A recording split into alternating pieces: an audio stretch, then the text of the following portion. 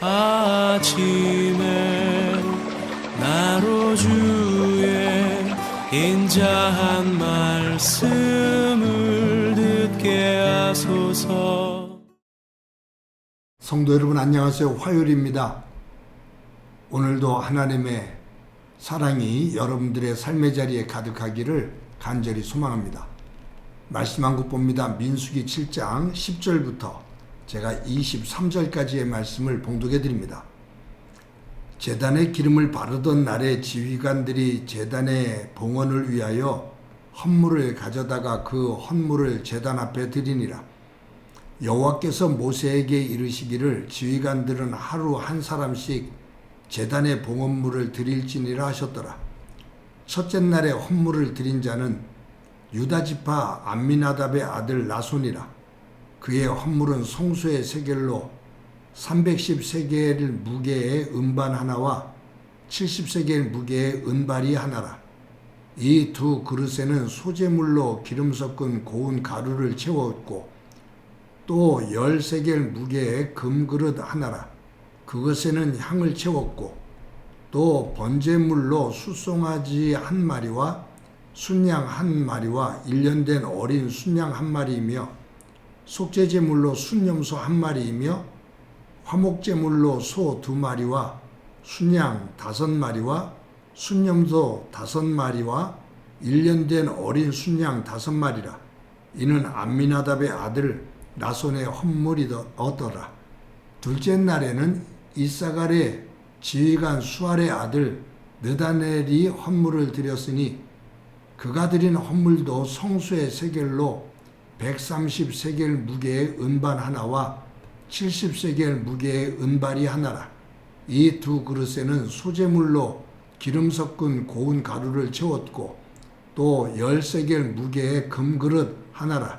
그것에는 향을 채웠고 또 번제물로 숫송아지 한 마리와 순양 한 마리의 1년 된 어린 순양 한 마리이며 속죄제물로 순염소 한 마리이며 화목제물로 소 2마리와 수양 5마리와 순염소 5마리와 1년 된 어린 순양 5마리라.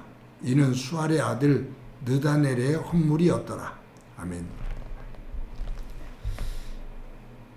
하나님은 이스라엘 12지파를 대표하는 지휘관들이 하루에 한 사람씩 이 성막에 나와 하나님 앞에 헌물을 드리며 제사를 드리게 했습니다. 하나님의 명령에 따라서 이 12지파의 지휘관들이 하나님 앞에 헌물을 드리는데 가장 먼저 헌물을 드린 지파는 유다지파입니다. 유다지파, 이 말씀을 쭉 오늘 보면은 그 순서대로 우리 그 12지파가 성막을 중심으로 동서남북 이렇게 갖고서 성막을 지키도록 그렇게 하잖아요. 유다지파, 루벤지파, 에브라임지파, 단지파 이렇게 돼 갖고서 네 지파가 중심이 되어서 동서남북으로 세 지파씩인데 거기도 유다지파가 성막의 동쪽에서부터 시작하지요. 오늘 본문에 보면 이 유다지파로부터 시작이 되어집니다. 그리고 이 유다지파의 그 지휘관이 드린 여기 보면은 그 사람이 누구냐면 아미나답의 아들 나손, 이 나손이 드린 헌물의 내용이 여기 13절부터 17절까지 나옵니다. 그리고 이것이 이제 쭉 이어져서 89절까지 나와요. 이 89절까지 12지파의 지휘관들이 드린 헌물, 그것에 대한 기록이 쭉 나오거든요. 그런데 여기에 독특한 것이 하나 있습니다. 뭐냐 하면 모든 지파의 지휘관들이 드린 헌물의 내용이 똑같아요. 어느 것 하나 양이 많거나 적거나 그것이 아니라 12지파의 지휘관들이 매일 드리는 헌물의 내용이 똑같습니다. 그런데 여기에 이제 문제가 발생할 수가 있어요. 뭐냐면 이스라엘 12지파의 인구 조사를 했을 때 그 지파 가운데 20세 이상의 남자가 가장 많은 지파는 유다 지파입니다. 유다 지파의 숫자는 74,600명입니다. 그런데 이 12지파 가운데 20세 이상의 남자 숫자가 가장 작은 지파는 므낫세 지파입니다. 이 므낫세 지파의 숫자는 32,200명입니다. 그러니까 유다 지파는 74,600명이고 가장 작은 므낫세 지파는 32,200명이에요. 므낫세 지파는 유다 지파의 인구의 반도 안 돼요. 그런데 그 지휘관들이 드리는 그 헌물의 내용은 똑같습니다. 우리가 생각할 때 인구수가 많으면 거기에 비례해서 드리는 헌물의 양도 달라야 이것이 공정한 거잖아요. 공평한 거고요. 그런데 인구수가 많은 유다 지파도 인구수가 가장 작은 므낫세 지파도 드리는 헌물의 내용은 똑같습니다. 불공정한 것 같죠. 또 그렇게 본다면 세상적으로 보면 불공정해요.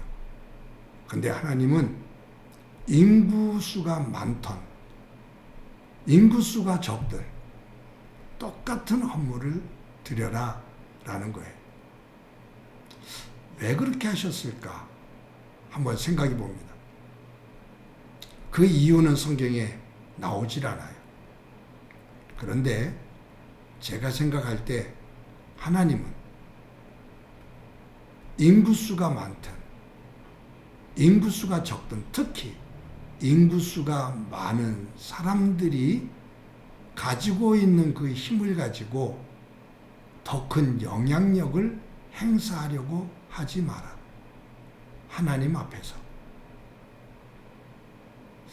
세상은 힘을 더 크게 가지고 있는 사람, 강한 사람이 영향력을 더 끼치며 살아갑니다. 지금 세계 구조가 격동을 치고 있잖아요. 세계 최강인 미국의 대통령이 트럼프가 되면서 그 힘의 논리로 모든 나라들에게 관세를 매기고 어떨 때는 정말로 함부로 얘기하죠.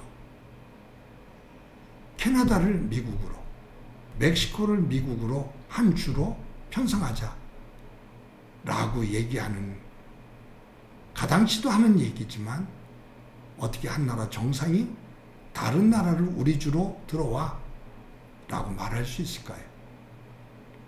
이것은 힘을 많이 가진 사람이 자신의 더 큰 영향력을 행사하려는 거죠. 지금까지 모든 나라들이 같이 협의를 해서 세운 세계 기구에서 마음대로 탈퇴할 수 있는 것, 힘의 논리죠.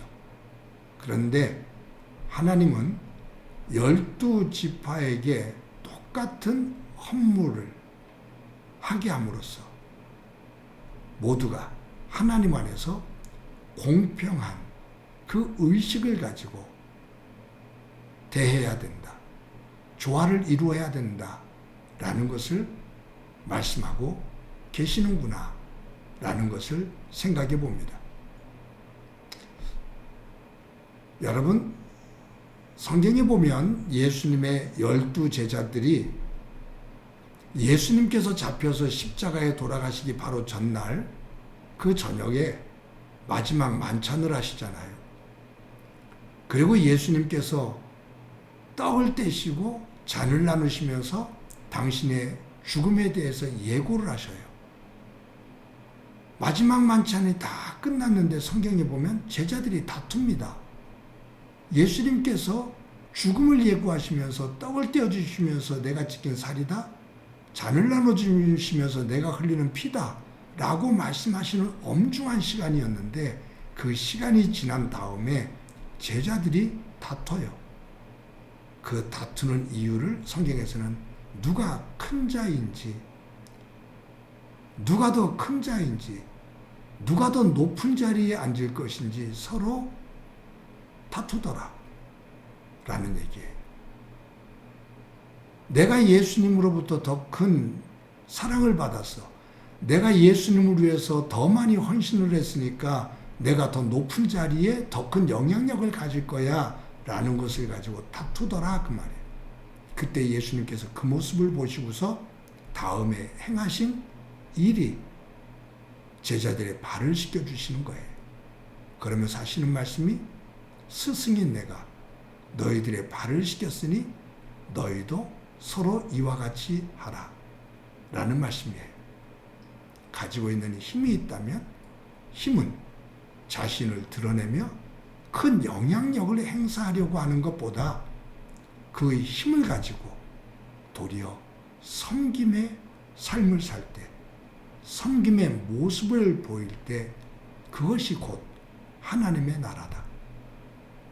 하나님의 아들인 내가 너희들의 발을 씻겼으니 너희들도 서로의 발을 씻기며 겸손하게 섬김으로 하나님의 나라를 이루어라 라는 말씀이에요. 저는 오늘 본문에서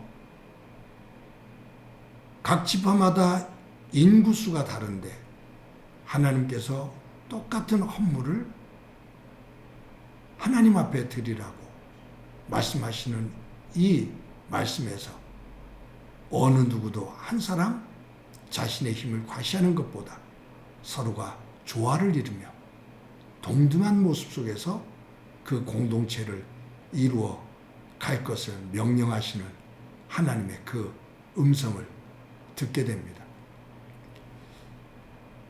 사랑하는 성도 여러분, 저와 여러분이 오늘 하루도 살아갑니다. 우리가 하나님으로부터 받은 은혜를 감사하면서 그 은혜를 가지고 높고 낮음, 큰 영향력과 작은 영향력, 그것을 가지고 다투고 갈등을 갖고 시샘을 하기보다 주신 은혜를 감사하면서 모두가 평등하게 서로를 섬기며 존중히 여기는 가운데 하나님의 나라를 이루어가는 소중한 날이 되어지기를 간절히 소망합니다.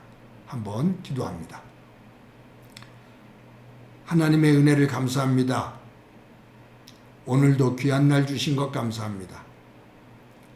하나님께서 우리에게 주신 그 은사가 각각 다르지만 우리가 받은 은혜의 내용이 각자 조금씩 다르지만 그것을 가지고 큰 영향력을 행사하며 다른 사람들 위에 있으려 하기보다 받은 은혜를 가지고 받은 은사를 가지고 예수님을 닮아 낮아진 자리에서 서로를 섬기는 가운데 그 속에서 하나님의 영광과 하나님 나라의 조화를 볼 수 있도록 만들어갈 수 있도록 은혜 베풀어 주옵소서. 오늘도 함께해 주시리라 믿고 예수님의 이름으로 기도드립니다. 아멘.